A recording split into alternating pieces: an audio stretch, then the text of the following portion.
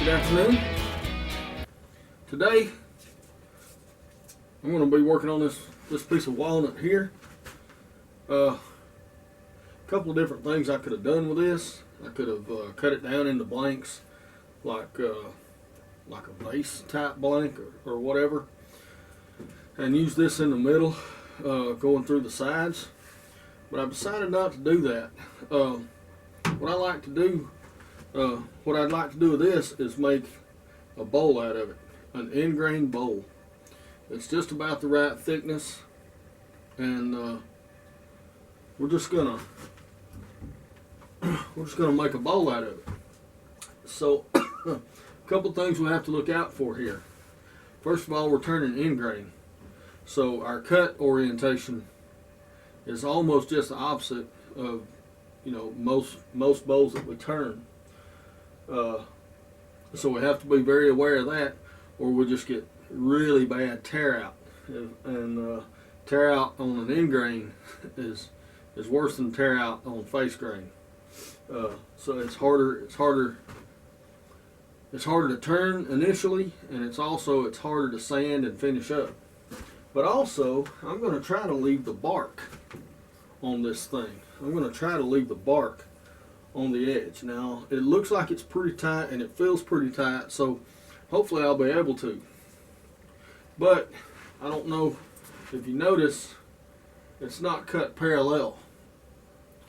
So my initial cuts will be made to try to true this thing up a little bit. And also you can see where my chainsaw mark right here, where the dogs on the chainsaw were biting in. I'm going to use this as the bottom of the bowl so I can cut all of that out. The rest of this bark I'm going to try to keep all the way around the edge.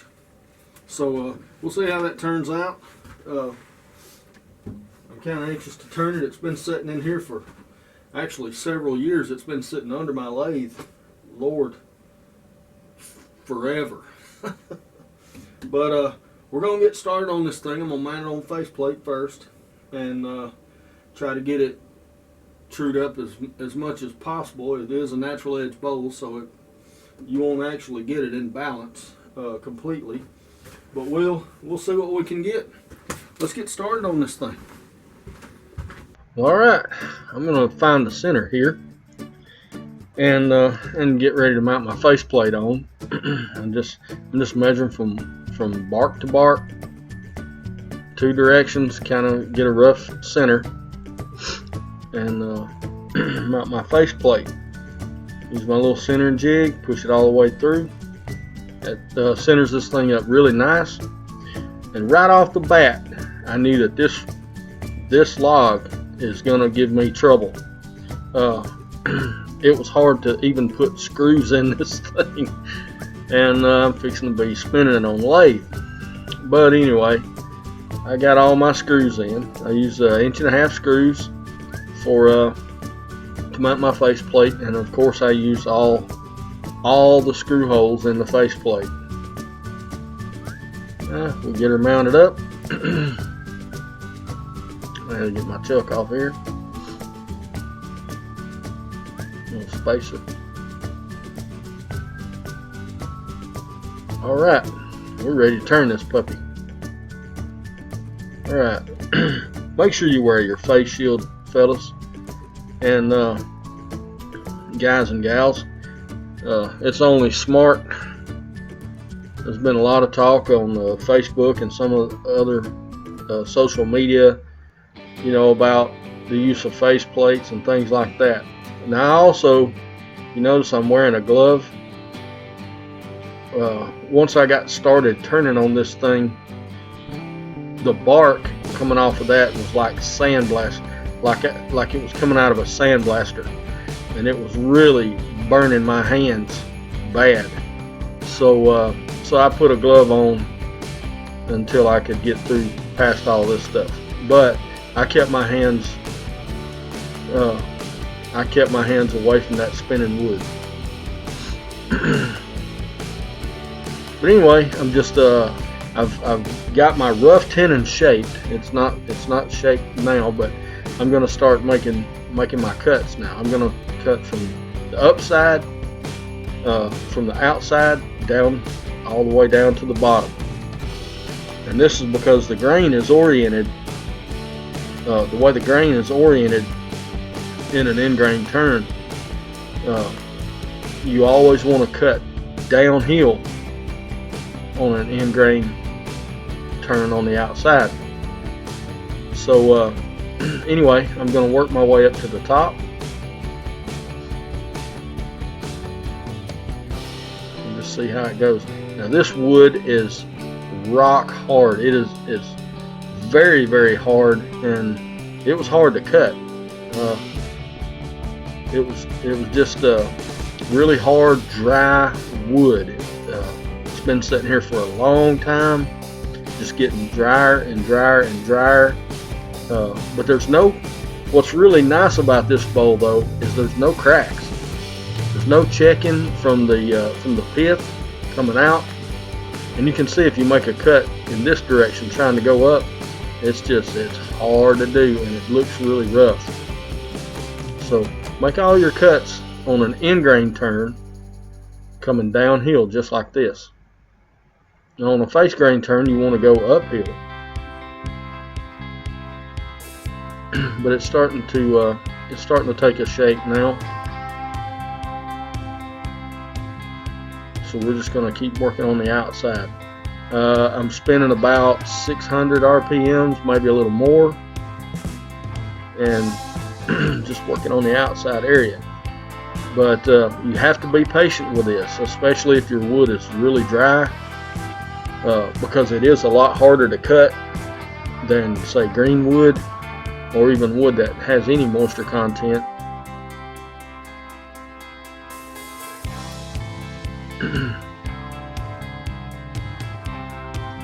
Now I'm gonna try to get up to around a ½ inch or maybe 3/4 inch of bark left on the side here. And you can see I'm having to make really slow cuts.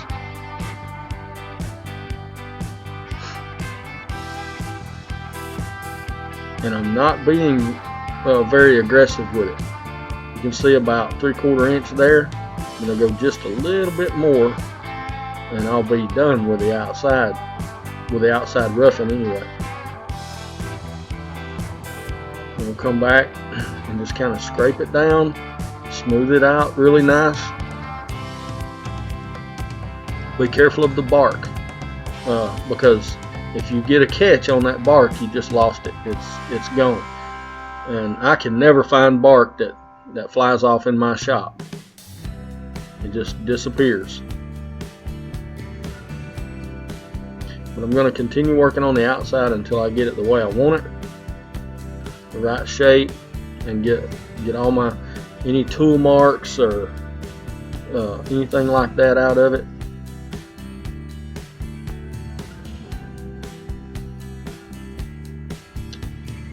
There we go. Always make sure you leave bark all the way around, and I try to, at my lowest point, I always try to leave at least a ½ inch. That gives me something I can work with. And now we'll shape up the rest of this tenon and get it ready to mount on my stronghold chuck. Nice squared off shoulder. Okay, now we're just going to start trying to face this off and get a nice straight face. This is where you have to keep your tools really sharp, especially if your wood is as dry as this is, because it is really hard to cut. It's just hard to cut. And I'm going to mark the outside. So mark the outside there, and that's going to get me close to my final wall thickness. I just want to get everything faced off good here, so I can drill my center hole through there. Now, okay, now there's my outside mark. If I go past that, I have to actually really kind of plan what I'm going to do So I have to be very careful, because that bark is going to be really thin at the end of this bowl, and it will, it can fly off. All right, using my depth gauge, I'm gonna mark it on my drill bit, the depth of the bowl, and basically I'm looking at around a quarter inch thickness, all the way down to the bottom, and that's what I've marked my drill bit. It'll get me down to about a quarter inch, 5/16, quarter inch, something like that. It's really close to the bottom. And then we're just going to start trying to hollow this thing out. Now, I'm making these cuts downhill, and I'm doing it on the inside. Coming uphill, it's actually a little bit easier, but no matter how you cut this right here, it's going to be kind of tough. Just be patient with it and don't get overly aggressive, and just work your way and get it roughed out. But cutting down from the outside down, like this cut here, you're actually cutting into the end grain, and that can cause you problems with tear out and things like that. But it was really, as hard as this wood was, it was really the most feasible way that I could do it. All of my finished cuts will be made uphill, and you'll see that shortly when I start doing my finishing cuts. They'll all be uphill,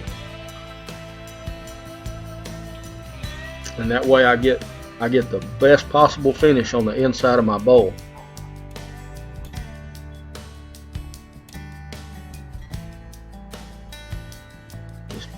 Just pushing down.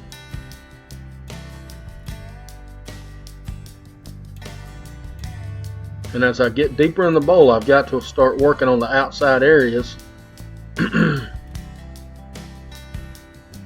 because they may develop some flex as I go. I apologize for getting my shoulder in the way here.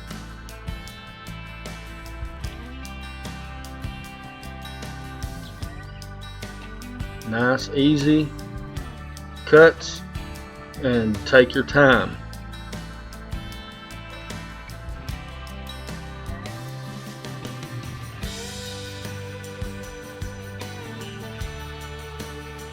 And my tools here are very sharp, but they did not want to cut this walnut.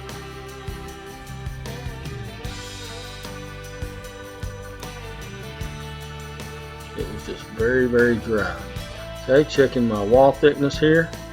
I'm going to use the wing just to come right up the side and make sure that I get out all tool marks and any kind of ridges that may be in it. There's a little ridge right there.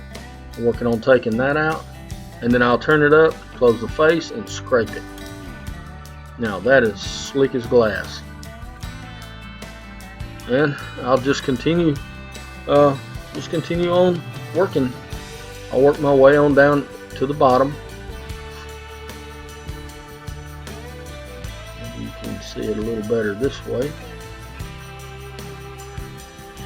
But I'll just continue working on it, working down into the bottom and getting this thing finished up.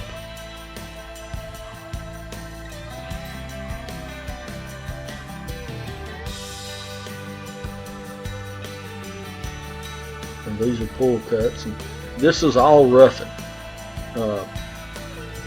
Pretty much I don't worry about roughing very much. I just try to get as much of the bulk material out as I possibly can before I do my finishing cuts, and I try to rough it to within about a 1/16 inch or so, or maybe an 1/8 inch or so of my diameter. So that gives me a good 1/16 that I can cut off for finishing. We're just working our way into the bottom, and I'll do the same thing. I'll use pull cuts just to smooth up the sides, and that'll go. I'll come back and re-scrape all of that with the face closed or nearly closed. The face closed gives you a nice scrape like this, and this is scraping here. I've got the face closed. It's just taking off very minute amount of wood, but it just smooths everything up really nice. If you open the face on up a little bit, you'll get more of a shearing cut. You're not rubbing the bevel or anything like that. You're actually slicing the wood rather than scraping. Now, okay, we're starting to check our wall thickness, and I'm about a 1/4 inch thick on my wall thickness all the way. Sorry you didn't get to see me sand, but I sanded this up to 400 grit, and now I'm applying some tung oil. I'll apply 2 coats of tung oil.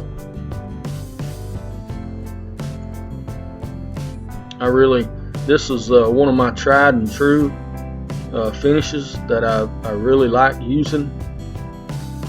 After about 30 minutes, I can come back and lightly sand this tung oil. It's raised the grain slightly, and it'll really get that surface really slick, and have it prepared for my wax.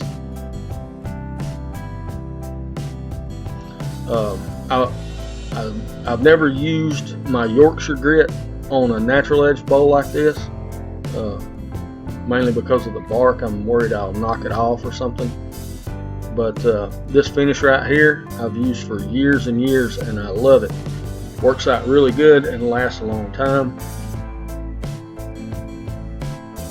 And I'm just going to rub it all on by hand. This is the Minwax finishing paste wax.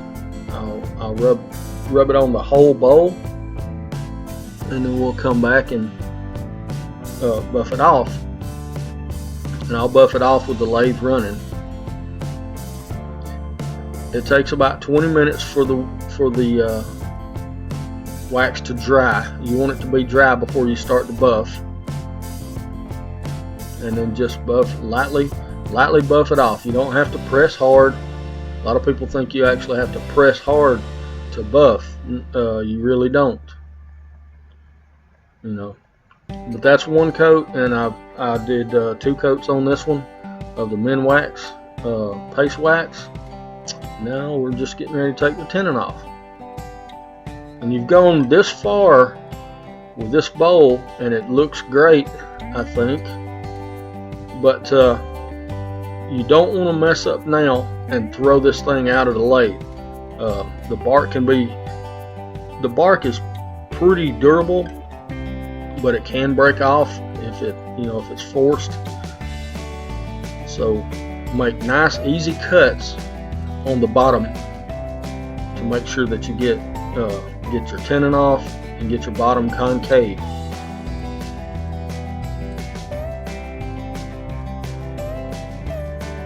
This is my favorite part of the bowl because it means I'm almost done.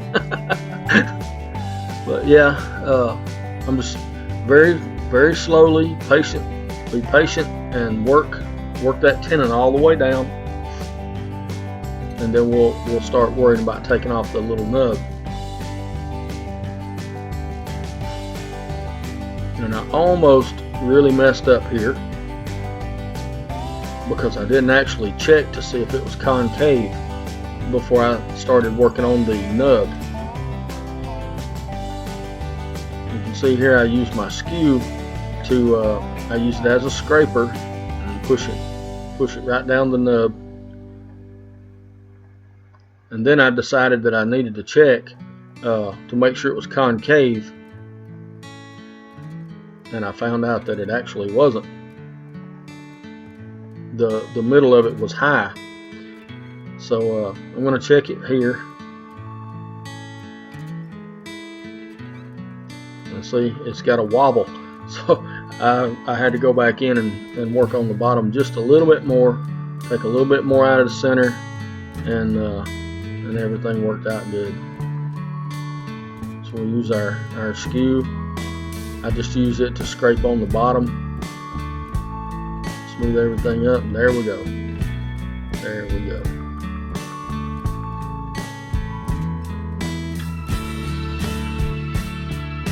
Here I'm just using a little spindle gouge. It's my Carter & Son spindle gouge. I love it. I love it.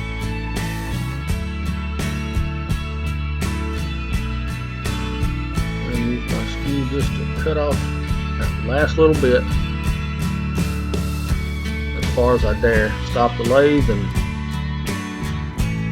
now we'll snap that tenon off. There we go. Alright. And all that's left is sanding the bottom, and I'll finish it the exact same way that I finished the rest of the bowl. I'll use 2 coats of tung oil, and I'll use 2 coats of wax, and this bowl will be ready to go.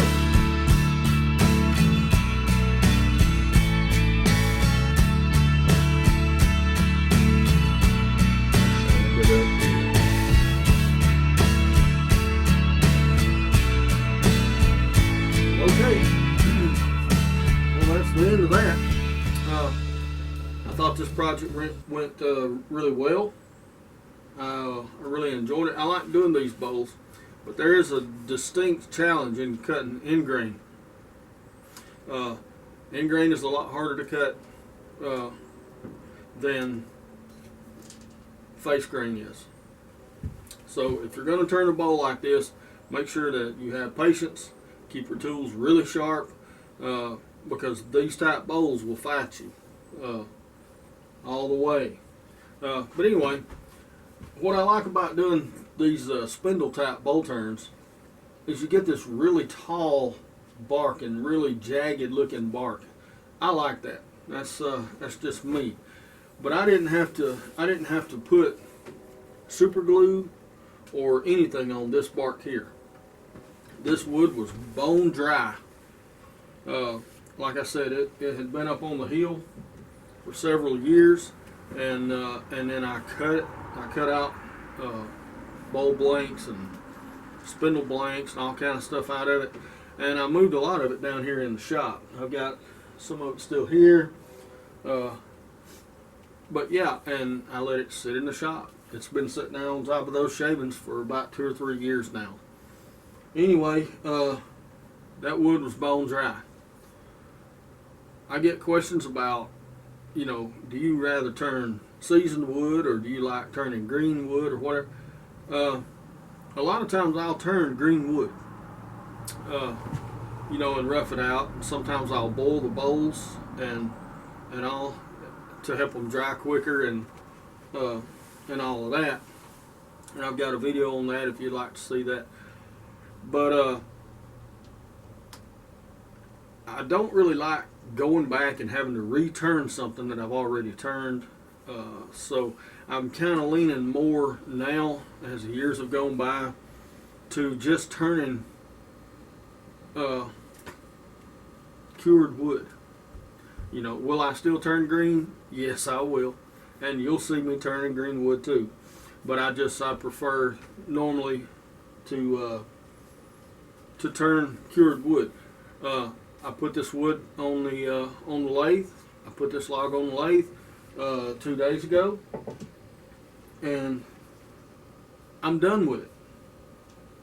When I finished turning this, first time through, I roughed it, I finished it, and then I put my wax and all on it, and that bowl's done.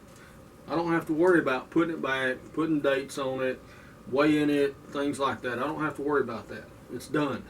That bowl's ready to go. But anyway, that's just some of the questions that I get. And yeah, anyway. But I hope y'all enjoyed this project.